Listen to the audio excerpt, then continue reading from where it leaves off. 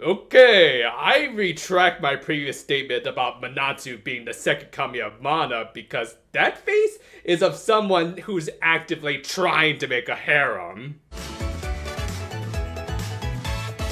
We opened this week with a certain fairy tale. Yeah, as we later learned, Minori here was really into mermaid stories, so of course she would be a fan of Hans Christian Andersen's work. Well, it's hard to blame her. I mean, not only is he a well-published author, he's also one of the best casters in FGO.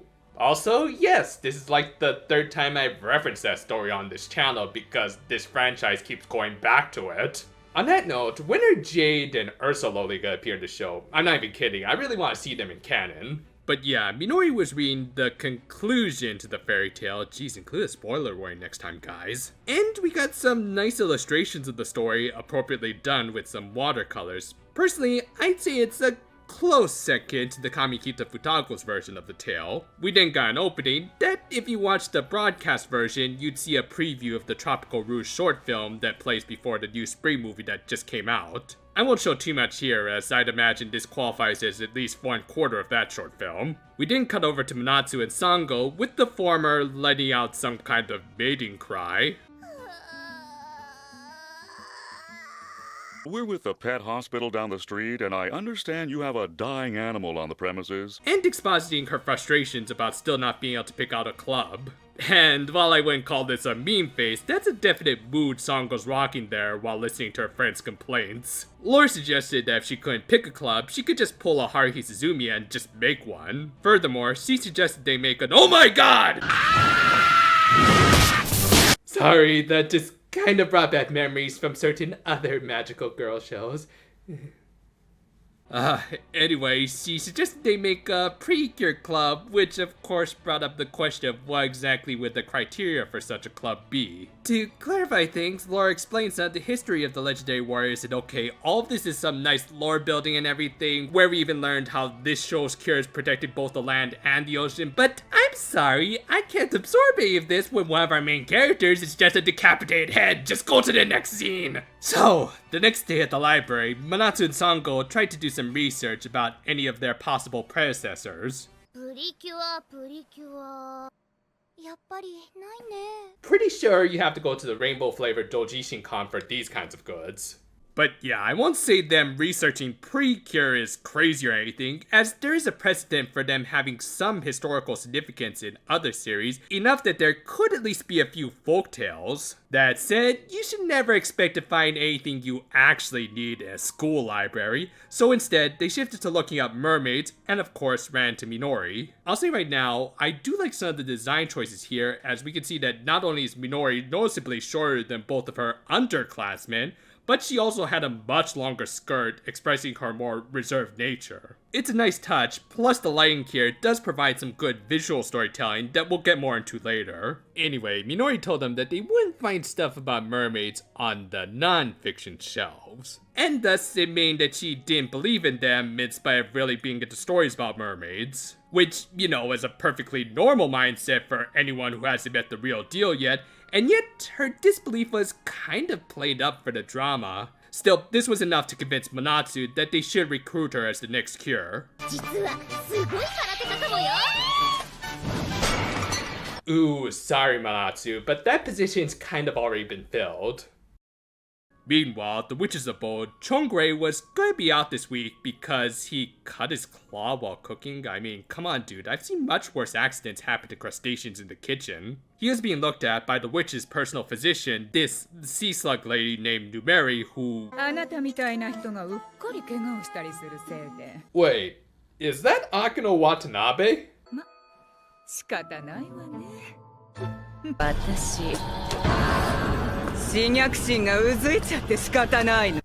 Ew, say, remember that sort of offhanded joke I made back in the opening analysis video about her kind of looking like Doc Ock from Spider-Verse?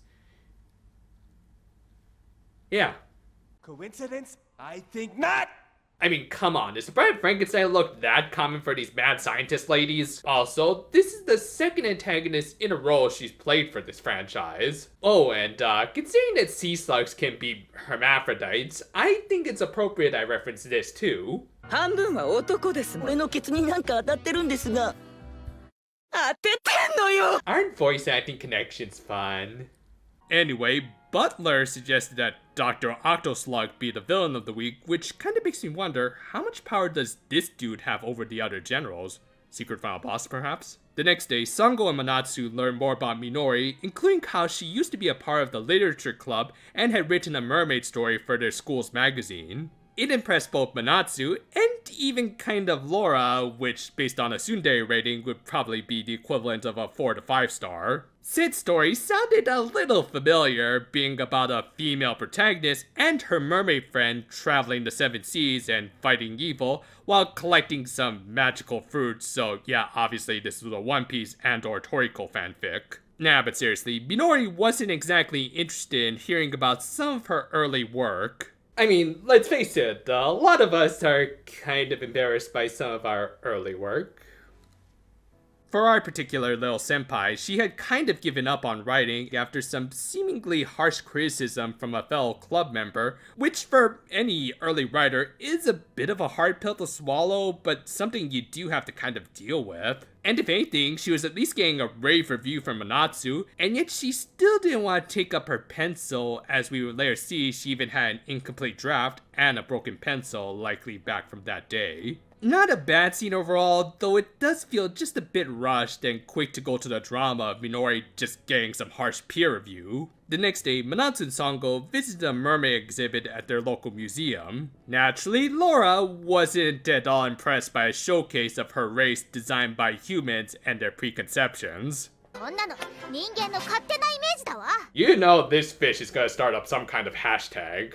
However, as it just so happened, Minori was also visiting the exhibit, forcing Laura to hide very poorly. Anyway, Minori apologized for her previous outburst, and also revealed how the Little Mermaid led to her fascination with the half-fish humanoids. She summarized the tale, giving us more of those great watercolor illustrations, though Laura didn't exactly take to Anderson's tale of a mermaid sacrificing herself for a human. This led to a rather understated reaction out of Minori. No surprise! Of course, they then tried the usual initiation test on her by just giving her the pact, and of course it didn't work at first. It did, however, lead into some nice visual storytelling with her walking directly into the shadows as though she wanted to stay in the dark with her original perceptions of reality, in spite of there being a brand new world of possibilities right in front of her that even resembled the stories she wrote. Good stuff that illustrates Minori's fears of failure much better than the previous scene in the library. Anyway, Manatsu tried her usual shtick with getting confidence through makeup. Though, as we'll see in a second, I think there's something, or rather, someone, who really drives these girls into becoming superheroines far more than the cosmetics. And they didn't even have time to put it on her as Dr. Octoslug launched an attack using a giant Dogu statue that just kind of reminds me of that stupidly OP Yu-Gi-Oh monster. Anyway, Manatsu and Sango engaged it, and already our tank shield is taken out. Ooh, episode 4, and we're already doing the traditional deadlift. But yeah, obviously they were in trouble, and Minori, who was once again in a shadow, could only stand by and watch until...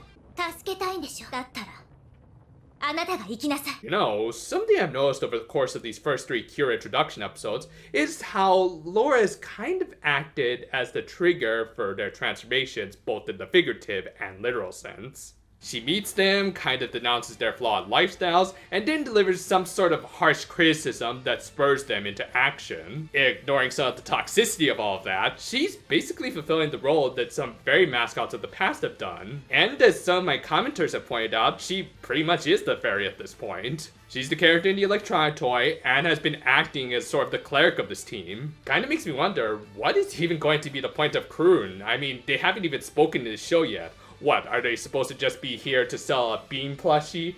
Because unless it's all Stoffel, I ain't interested. This scene in particular seems to really push this idea with her going straight into mentor mode, even kinda dropping a bit of an FMA quote on her. 前進め。あんたには立派な足がついてるじゃないか。But yeah, she gave her a really good speech about not fearing failure, as even the thing she thought wasn't real was literally right in front of her now. With that, Minori walked out of the shadows and transformed in a sequence that I like better than Sango's at least, which some of my commenters have pointed out suffered from way too many pauses, which this does have a few, though not nearly as many. And while it does still feel like Manatsu took the lion's share of the transformation budget, this sequence did have some nice cute touches, like Minori throwing off her glasses, which I hope don't break on the landing, and this great rolling thunder as though she were RVD or something. And just like Rob, she could deliver one hell of a kick. This week's animation director was Yuichi Hamano, a longtime animator for this franchise, whom I can best describe as the guy who really likes his sonic boom effects. Anyway, Minori showed off her ability as the glass cannon of this team with her eye beams, which, yeah, I didn't notice in the opening analysis, came from her earrings that apparently are supposed to be kiwis, though they still look like avocados to me. With that, they took down the monster with a mecha beam and a double punch. Laura took back the motivation energy, and we already moved into Minori's finisher. Said finisher involved, Okay, I don't know what's more terrifying, Laura's decapitated head or that. Scary yellow blobs aside, this was, unfortunately, my least favorite finisher so far. Interesting idea here using the mini seeds of the papaya as bullets, but it just doesn't look all that effective if most of them seem to miss. Granted, this twirl and the reaction to the explosion are hilariously cute, but other than that, it's a bit of an overcomplicated sequence with not enough of a satisfying payoff. With that, the episode ended with Midori taking up Laura's previous offer of touching her fin in not at all a suggestive manner. Oh, and also, if you watch the broadcast version, you'd see a half and half ending theme featuring both the Healing God and Tropical-Rouge's themes. This was yet another really fun little episode with some decent character drama. While I think we still need to learn a little bit more about Minori before we can get a real feel for her character, this was a decent start with us learning more about her struggles as an author. And on top of that, Laura just remained fantastic and even showing a little character growth, and you got another really enjoyable episode, nightmare fuel aside.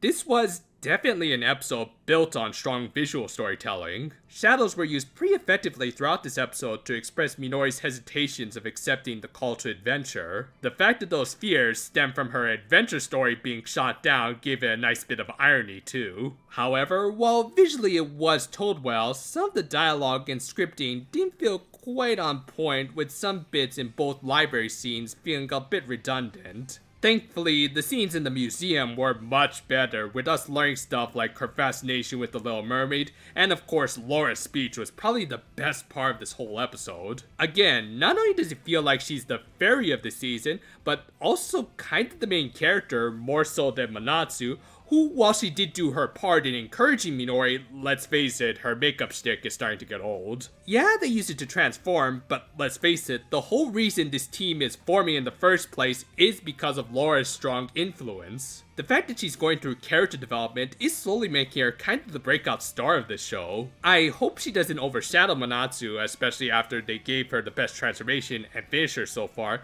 but for now, this was a decent start for our little yellow bookworm, whom I do hope we learn more about as we dive deeper into her story. Unfortunately, I wasn't able to get my Healing Good overview done this past week. I'm sorry, it's just been really hectic because of all that real life stuff, which, you know what, I may as well tell you right now. It's because I'm moving.